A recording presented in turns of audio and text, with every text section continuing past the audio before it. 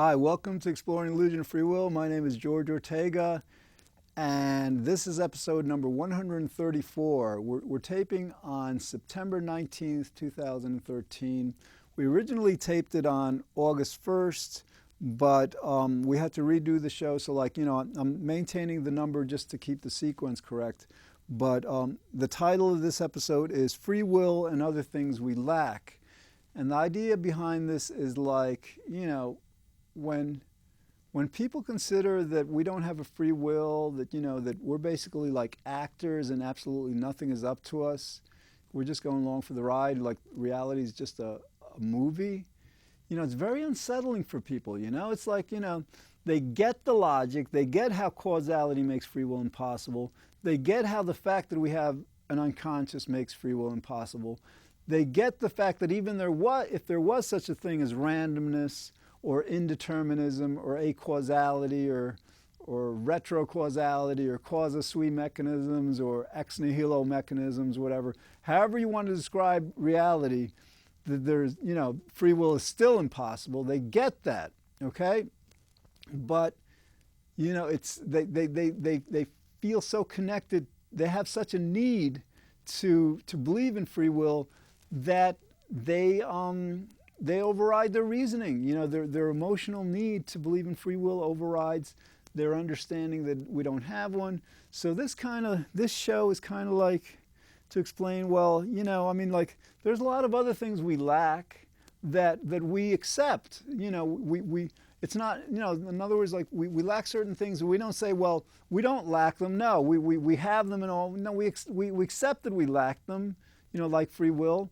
And we accept the evidence. So hopefully people will begin to kind of like understand that, to the extent that they understand that free will is an illusion, the world becomes far, far, far more wonderful in the sense of full of wonders, more amazing. Isn't it incredibly amazing that, first of all, that our reality has been completely predetermined, and it isn't like a movie. Everything is just, it's kind of like, remember when you were a kid and you played with toy soldiers or dolls or whatever, if you were a girl or whatever, and you made them do stuff and say stuff and all. That's what reality is. If you believe in God, that's what God is doing. If you believe in the Big Bang, the Big Bang, we're not getting into the issue of whether the universe is conscious or not, but basically the Big Bang causally set in motion everything that's happening today, and there presumably there would have been stuff that happened before the Big Bang, but we can't know that. But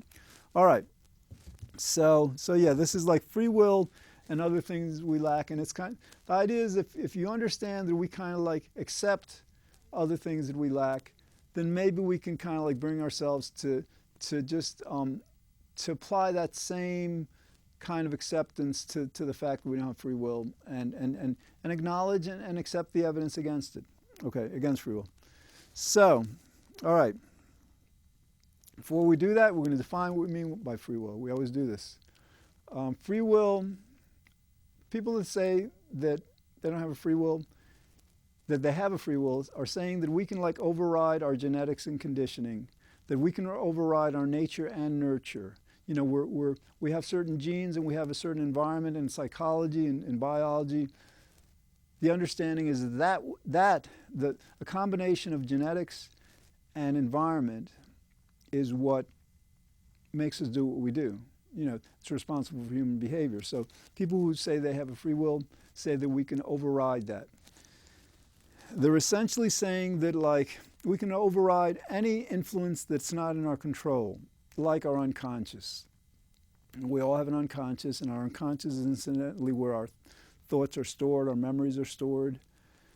And when you think about it, they're unconscious, it's called the unconscious, we're not conscious of it, okay?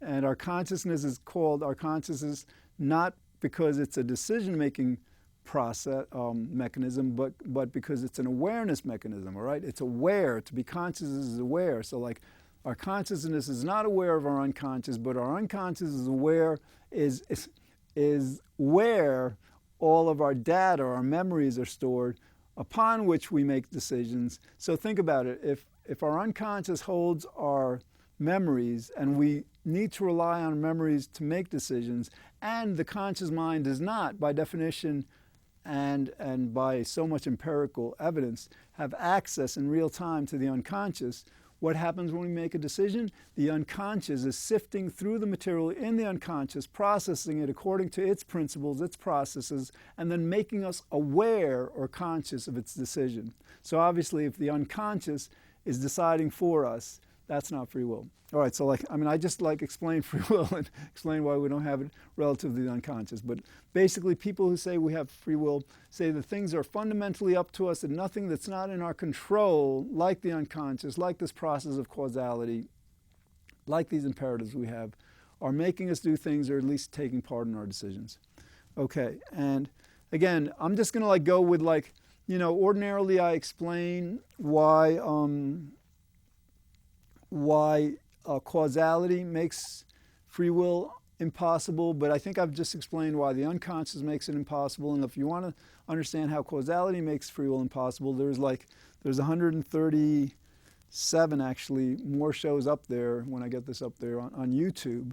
Okay, just go to YouTube. I'm just exploring. If you want to see more episodes. So, all right. Why is this important? I want to part of this is some people say, yeah, fine, we don't have a free will, why does it matter? What big deal? What's the difference? It couldn't matter more. Our world is fundamentally deluded about the second most fundamental aspect of who we are as human beings. The first fundamental fact of our being is that we exist. Clearly. We exist. Human beings exist. So what's the second? The second fundamental fact of human existence is that we do things. So basically, the free will illusion is getting the reason we do things completely wrong. It's ascribing our behavior to ourselves when all we're like puppets, we're robots, we're automatons, we're actors. However you want to describe us, we're people uppets. But nothing is up to us. So for humanity to get this second fundamental fact of human existence, why we do things completely wrong, it couldn't be more important to us, as a humanity and as individuals. In terms of other scientific discoveries, back in 2010, there was a survey done of philosophers throughout the world who were born after 1900, and the criteria they used to rank them was how often they were cited by other philosophers in their papers and books. Okay, so there's this philosopher, John Searle, who's ranked 13th among, and there's got to be hundreds of thousands of philosophers. We're going back to 1900 to 2013, so easily hundreds of thousands, if not several million philosophers in the world, since all that time. And Searle is 13th, okay? So he was asked by this British psychologist, Susan Blackmore, who was working on a book that she published in 2005 called Conversations on Consciousness. And she asked him, if free will were acknowledged by the world to be an illusion, what would that mean? And Searle said, and this is in the book, she quoted him, it would be a bigger revolution in our thinking than Einstein or Copernicus or Galileo or Darwin or Newton. I got that wrong a little, I think, but that's all right. Then he goes on to say, it will alter our whole conception of our relation with the universe. Okay, end quote. That's how big this is. Nothing bigger has ever been accomplished. It represents a categorically, distinctly new human consciousness. It's a major step in evolution. Evolution we tend to think of, primarily in terms of physiology. We're taller now, we walk more upright, we've lost a lot of hair, we're more intelligent, our brains are bigger and stuff. But it also applies to the evolution of our minds. And while physiological evolution will take millions of years, psychological evolution can take place much faster. And because we have the internet where we can share information very quickly, this kind of new consciousness that our world is moving into may actually be completed in Who knows, maybe several decades, 2 or 3 decades. It may happen sooner. But that's how big it is. It's a brand new human consciousness. Okay, so now we've got like, we know what we mean when we say free will. We know why we don't have it, and we know its importance. So, but you know, again, a lot of people can't accept this. So like, I'm going to just go through some things in life and reality, other things that we don't have, including free will, that we accept. So let's start with like immortality. You know, we die. We're here like 80, 90, 70, 60. We're here for a very, very brief period because we know like the Big Bang was 13.7 billion years ago, okay? And presumably the Earth has, who knows, maybe 4 or 5 more billion years to go, and then the sun is gonna get, you know, the sun, it's getting closer to the sun soon. Eventually there will be no life on Earth, and eventually after that the sun will burn itself out, and then, you know, there will be billions of years after that. So anyway, our whatchamacallit, our life is this like this you know, this briefest instant with a time. Now, some people, all right, I tend to believe, I prefer it's a belief, okay? It's not an understanding. I would never even attempt to defend this in any way.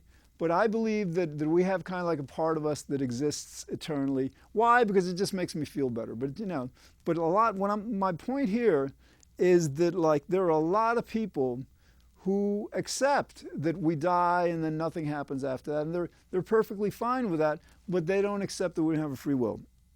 Okay, so and the other thing is like, it's not just like, you know, like some people would actually want to live forever carnally in this carnal physical existence. And that's what we don't have. We don't, you know, by any kind of conception, whether you believe in a soul, an immortal soul or not, you don't live forever in your physical, you know, body. And you know, you get people that are trying to like learn to reverse the aging process. Who knows? Maybe they'll succeed someday. You know, might be interesting. But for now, people accept this. All right. So if you can accept that like, you know, that we're here for a brief instant within the span of the universe, span of time. You know, going back 13.7 billion years at least, and going into the future at least that much, I would think. And you know, who knows how long after that. Then I think it might be easier to accept than, yeah, we don't have free will. There's a lot of stuff that happens that we all right. Another thing, we have no assurance of what our future health is going to be. Okay, we try to like eat well, exercise, take care of ourselves, eat the right, you know, foods, do things that are healthy and all. But the reality is that, you know, we don't know. You know, I mean, ultimately, I guess eventually, like we get older and older, and like, you know, if some accident doesn't kill us, then an illness will. So like, but the idea is like, our future health is not assured. You know, even in like, you know, the richest countries of the world where we have these great, you know, healthcare systems are just more advanced than in other parts of the world. So, but we accept this. You know, we don't say, well, no, I am going to be healthy in the future because I want to, you know, and I don't care what the facts are. I don't care what the statistics are. I want to be healthy, so I believe that I will be. We recognize that, you know, we see it happening, so like we acknowledge it. Again, this is another thing, like if we can acknowledge that our future health is in our hands, maybe we can acknowledge better that nothing is really in our hands. Okay. We have absolutely no say in when we were born, where we were born, and to whom we were born. Think about that. Think about that. Who we are. We had absolutely no say in who we are. When we were born determines to a great extent who we will be. You know, if we were born in the 11th century, we would be a lot different than we are now. If we were born 10,000 years ago, we'd be a lot different than we are now. We don't get to control when we're born. We don't get to control where we're born, okay? You know, you can't just decide, well, yeah, I'd like to live in some island somewhere in the Pacific, whatever. You know, if you're born there, that's where you're born. If you're not, you're not. And finally, we don't get to decide to whom we're born. We don't get to decide who our parents will be, right? So this is like, what I'm saying is like, we don't get to decide the fundamental criteria that makes us who we are, you know, when we're born, where we're born, to whom we're born. Because these factors, these influences, mold who we are, they make us who we are, and they incidentally explain why we don't have a free will, because if we don't get to decide all that, obviously we don't get to decide what makes us who we are and why we do what we do. But we accept it. We accept it. We don't say that, no, I decided. I mean, some of us do, but that's like, you know, that's kind of like fluff philosophy. There's no evidence for it, whatever. Some people say that, like, you know, I decided to be born, you know, in the 1950s or the 1980s or whatever. I decided to be born in the United States or some other country. I picked my parents. You know, people don't say that. People don't say, you know, people don't like contradict the obvious knowledge that we don't decide any of these. So again, you know, if people can accept that we have absolutely no control over these things, maybe by understanding that, they can apply that same acceptance to our human will. We just don't have a free will, okay? You know, there's a lot we're not in control of. This relates to future health in a bit, in a sense. We don't get to know how the future is going to unfold. Not completely. We're not completely ignorant. I mean, like 50 years from now, we know exactly where the Earth is going to be in relation to the sun. We know where all these stars and planets are going to be, you know, but we don't know like what the stock market's going to be doing. We don't know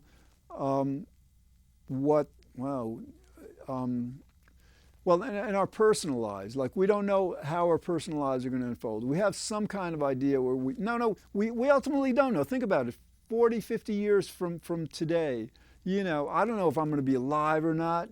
You know, I don't know where I'm going to be, with whom. We don't know the future, okay? We don't know, especially the future of our personal lives, you know? We don't know what we're going to be doing, where we're going to be living, how we're going to be living, what we're going to be thinking. And we accept this. We don't say to ourselves, oh yeah, I know. I'm sorry. It's just so uncomfortable, so disturbing, so unacceptable to not know what we're going to do, you know, 20 years from now. I can't accept it. You know, we don't say that. We don't say, I know what's going to happen 50 years from now, because we don't. Okay, again, if we apply that same acceptance and understanding that we don't know the future to the fact that we don't have a free will, maybe we can accept it more. Okay, and I'm going to skip over a few.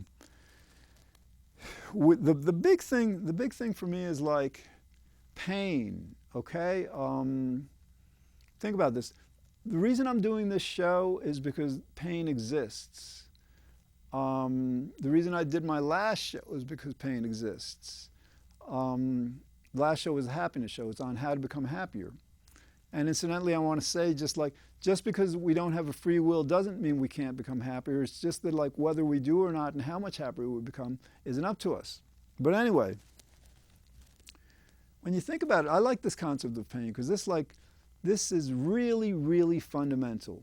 When you think about it, think of all the things that you consider about the world, about reality, about your life, your human life, the life of the animals and sentient beings around you. The only thing that anyone could possibly object to is pain, because if we didn't evolve pain, if through evolution, through quote unquote random mutation, we evolved a way to kind of like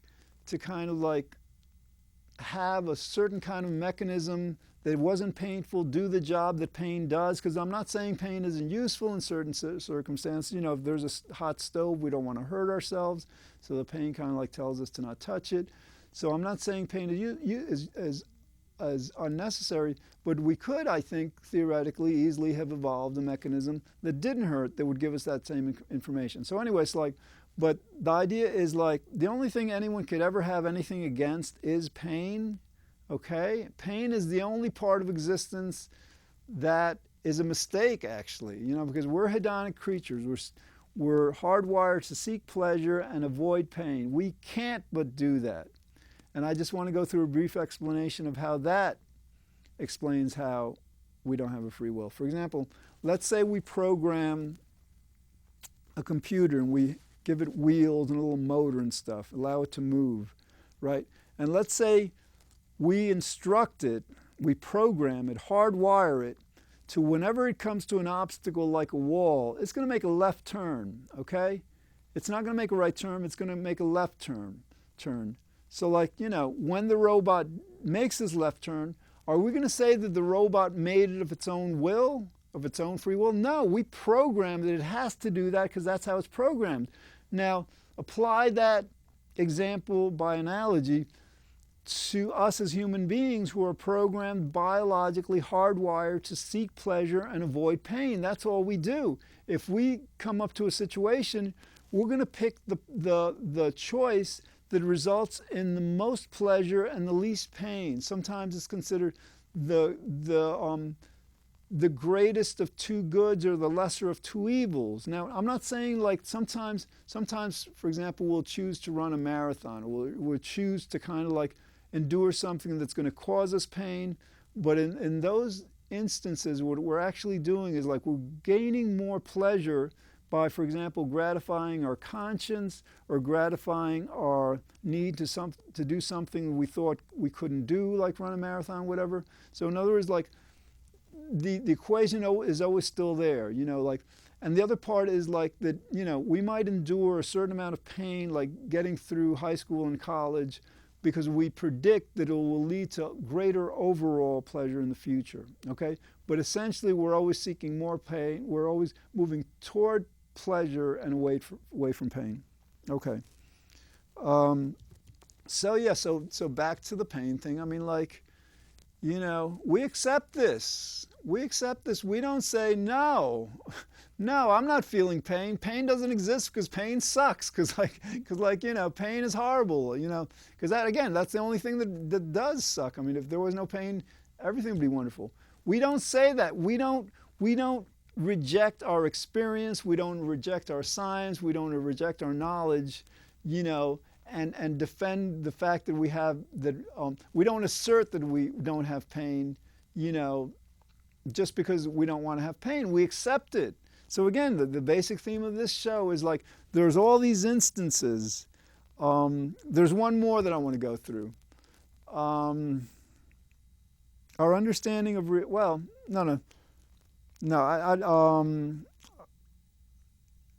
right, yeah, I can go through this.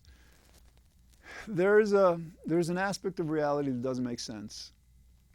Everything else, you know, pretty much makes sense. Some things in physics, you know, we can't understand, whatever, yet perhaps. But some things, I think, in principle don't make sense.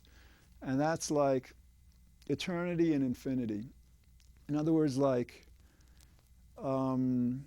if we posit that there must have been a beginning to everything, like the Big Bang, the obvious next question is, well, there must have been something before. How did it arise? How did it come into being?